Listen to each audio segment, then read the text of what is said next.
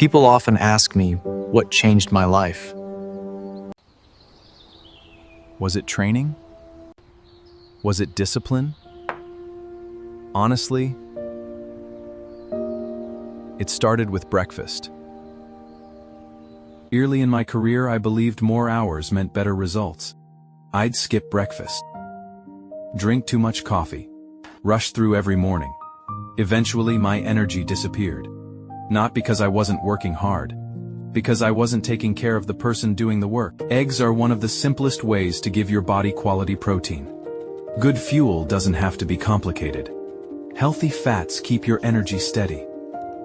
Recovery begins before your day even gets difficult. Small choices, made every day. One breakfast won't change your life. One workout won't either. Or one productive morning, but repeat those mornings again and again. That's where change begins. If you're watching this, maybe today is your first step.